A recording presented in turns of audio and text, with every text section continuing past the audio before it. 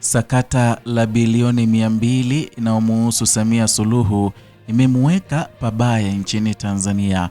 Ujambo na karibu kwa taarifa zetu za Kenyascope na kumbuka kusubscribe.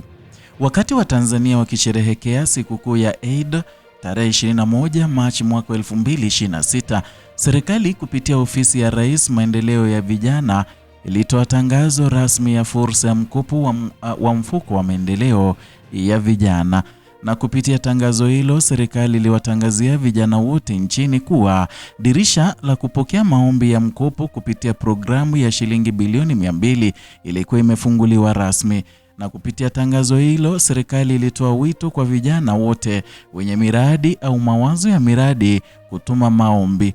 Na kama ilivyo kawaida, pamoja na jumbe za kutakiana heri ya Eid, mitandao ya kijamii, makundi sogozi na jumbe binafsi zilitumwa kwa wazazi, walezi, ndugu, jamaa na marafiki zikihamasisha vijana kuchangamkia fursa hiyo ya mabilioni lelele kama wasemavyo vijana wengine. Programu hiyo iliibua hisia na ari ya matumaini kwa baadhi ya watu katika jamii, na wazazi walihimiza vijana kuitikia wito huo, na baadhi ya vijana walianza kujadiliana na kuhamasishana kushiriki kwenye kinyang'anyiro hiki cha mchongo wa pesa wa bilioni 200 kwa kusuka mikeka ambayo kwa muktadha huu inaitwa miradi. Wakati huo pia lipo kundi la vijana na wanajamii wengi tu ambao walikuwa na mashaka makubwa kwa fursa hiyo. Makala haya tunaenda kuangalia na tunalenga kufanya tathmini ya kina kuhusu programu ya mfuko huo. Baada ya mauaji ya kisiasa yaliyotokea Oktoba tarehe 29 mwaka jana na tarehe zilizojiri, serikali ilianzisha Wizara ya Maendeleo ya Vijana, ikielekeza kuwa ngao na jukwaa muhimu katika kusimamia masuala ya mustakabali wa vijana. Na katika jitihada za kuwa daraja la kuiunganisha na kusafisha serikali kwa vijana, ndugu Joel Nanauka, waziri husika, akaamua kuandaa majukwaa huru kwa ajili ya vijana kutema nyongo na kuzungumza kuhusu yaliyotokea tarehe 29 Oktoba na masuala mengine ya kijamii, kisiasa na kiuchumi. Majukwaa haya yalidhihirisha chuki ya wananchi kwa mambo yanayoendelea, na hivyo basi serikali ikajidhihirisha kwa dhahiri kuwa ama kuliko nyakati nyingine zozote kuwa imekosa uungwaji mkono kwa sehemu kubwa miongoni mwa vijana na wananchi. Na katika hali ya kutapatapa na kujikomboa, ikilenga kujisafisha na kujenga upya mahusiano yake na umma wa Watanzania na hususan vijana, serikali ikaamua kutangaza kutenga haraka bilioni 200 kwa ajili ya maendeleo ya vijana. Taarifa zaidi zinaeleza kwamba pesa hizo zimetengwa na kutolewa na Rais Samia Suluhu Hassan. Hata hivyo, taarifa za msingi kuhusiana na fedha hizo hazipo na hatutambui ama tuambiwi. Mfano, fedha hizo rais kazitolea wapi? Kazitoaje? Kazitoa huko alikozitoa lini? Alipozitoa zitarudishwa? Na kama ndio, zitarudishwa aje? Zitarudishwa lini? Na zitarudishwa na nani?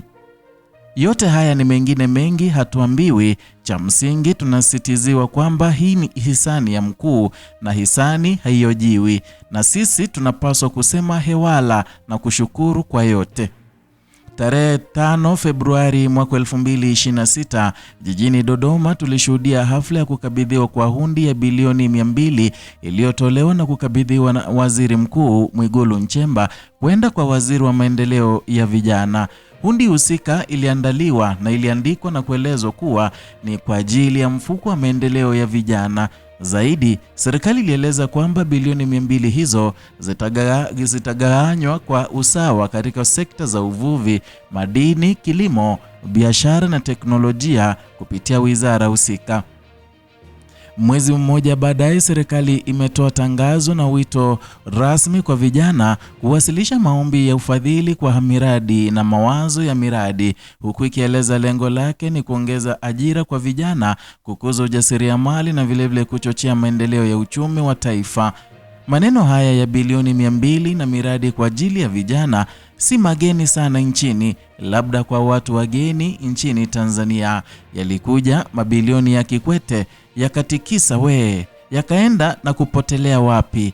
Ni kizungumkuti. Mabilioni hayo yalikuja kwa ari mpya, nguvu mpya na kasi mpya ya kupotezwa na watu wasiojulikana, kwa ari zaidi, nguvu zaidi na kasi zaidi.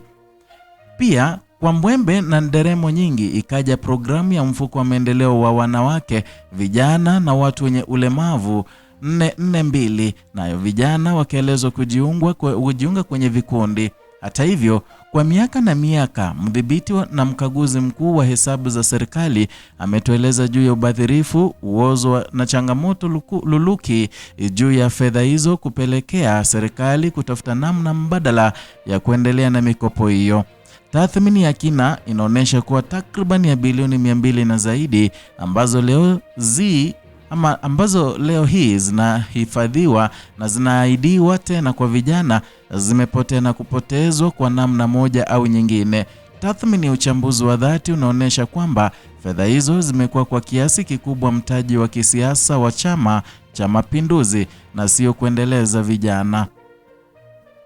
Na katika mradi wa mpango huu mpya unaoelezwa na serikali, ni muhimu kujiuliza kuwa hizi bilioni 200 ni kwa ajili ya nani haswa. Ili kuweza kulibaini hili, ni muhimu kuzichambua na kuzitathmini kauli na matamko ya serikali. Mosi, tangazo rasmi la serikali linasema kwamba ofisi ya Rais maendeleo ya vijana inapenda kuwatangazia vijana wote nchini. Pia kauli za waziri mkuu na waziri wa maendeleo na vijana zinaeleza na kuonesha kwamba fedha hizi ni kwa ajili ya vijana wote. Hata hivyo, je, ni kweli na halisia kwamba fedha hizi ni kwa ajili ya vijana wote? Swali hili linatokana na uhalisia wa kwamba vijana sio kundi moja tu linaloshabihiana katika kila namna na hali kubwa kuliko. Yapo makundi ya vijana walio na ajira rasmi, walio na ajira rasmi na wasio na ajira kabisa. Kwa mujibu wa taarifa ya utafiti wa nguvu kazi uliofanywa na Ofisi ya Taifa ya Takwimu ama ukipenda NBS mwaka 2024, inaelezwa kwamba takriban watu milioni 2.3 nchini Tanzania waliokuwa ni nguvu kazi hawana ajira. Utafiti huo pia unaeleza 94.6% ya ajira zote ni ajira zisizo rasmi, hususan katika sekta ya kilimo, huduma na viwanda.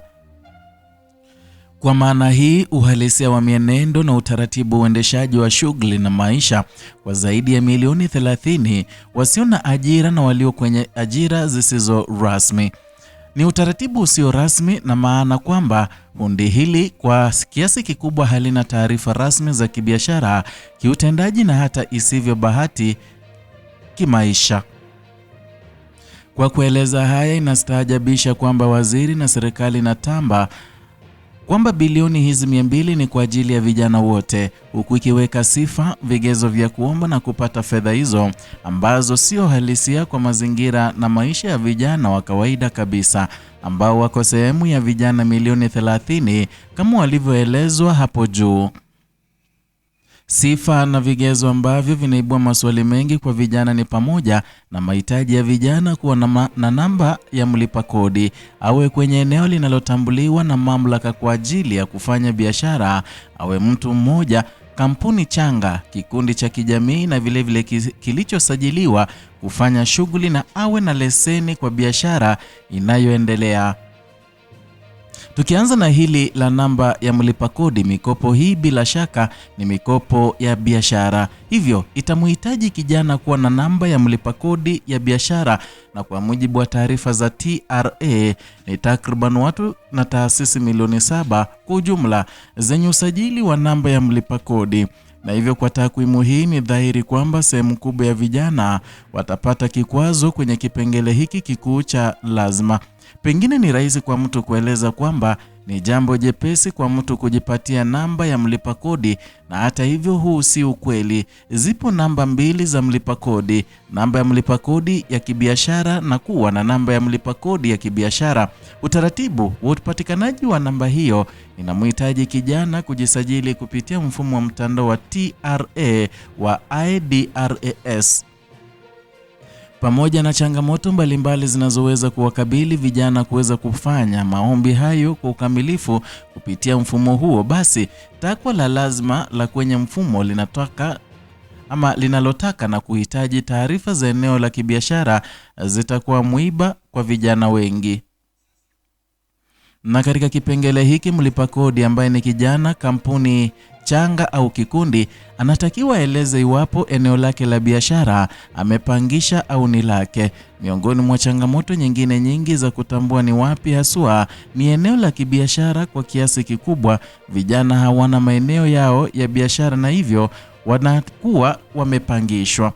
Endapo kijana atakuwa amepangisha, basi kijana huyo anahitajika kujaza taarifa za mlipa kodi za mwenye nyumba na kwenye eneo alilopangisha. Na utaratibu huu si tu mpya kiasi katika jamii, lakini pia ni utaratibu rasmi sana ambao katika mazingira ya sasa ni rafiki zaidi kwa wapangishaji wa majengo ya nyumba kukuu. Uhalisia watakaokumbana na vijana katika kipengele hiki ni kwamba pale watakapodai namba za mlipa kodi za mwenye nyumba, kwa kiasi kikubwa uzoefu ni kwamba wataambiwa mwenye nyumba hana namba ya mlipa kodi, na taarifa hiyo pengine inaweza kuwa ni ya kweli, na kwamba mwenye nyumba, shamba, eneo ana kweli namba ya mlipa kodi. Kumbuka juu nimeonyesha namba hiyo ni ndogo sana kulinganisha na uhalisia, ila pia taarifa hiyo inaweza kuwa ya uongo, kwa hofu ya kwamba endapo mwenye nyumba, eneo atatoa namba yake ya mlipa kodi na namba hiyo ikaingizwa kwenye mfumo, na basi naye ataanza kumulikwa na kutazama kwa jicho la tofauti na mamlaka hiyo ya kodi na serikali kwa ujumla. Hapo ndipo msemo wasiwasi ni akili unapofanya kazi. Akiwa kwenye hali kama hiyo, kijana anaweza kuamua kumdai mwenye eneo, na uzoefu wenye eneo wengi wanatolea nje vijana, na hapo ndipo anakuwa na chaguo, ama anabaki kwenye eneo afanye biashara au atafute eneo lengine atakaloweza kupata namba ya mlipa kodi ya mwenye eneo. Chaguo la kuhama sio chaguo lenye uhalisia sana, kwa kuwa hamna maeneo mengine mengi yenye wamiliki ambao wana namba ya mlipa kodi au wako tayari kuitoa. Na hivyo basi kwa kipengele hiki vijana watashindwa kabisa kujipatia namba ya mlipa kodi na kwa njia halali na inayozingatia taratibu za kisheria. Kikwazo hiki maana yake ni kwamba vijana wengi watashindwa kujipatia namba ya mlipa kodi na hivyo kushindwa kuwasilisha maombi yao. Kwa hatua nyingine, vijana wanaweza katika hali ya matamanio makali wanaweza kulazimika kutumia njia za magendo kwa kujaza namba ya mlipa kodi zisizo za kweli, kumaanisha zisizo za wapangishaji wao halisi. Kwa kigezo hiki bila shaka ni vijana walio kwenye utaratibu rasmi na biashara zenye hadhi fulani ndio wataweza kukidhi hiki kigezo. Na ukiachana na namba ya mlipa kodi, kigezo kingine awe kwenye eneo linalotambulika na mamlaka kwa ajili ya kufanya biashara. Kigezo hiki ni sehemu ya utaratibu rasmi wa kisera na kisheria kwenye uendeshaji wa biashara nchini, ambapo mtu atahitajika ama anatakwa kuwa na sehemu ya mahususi ya biashara.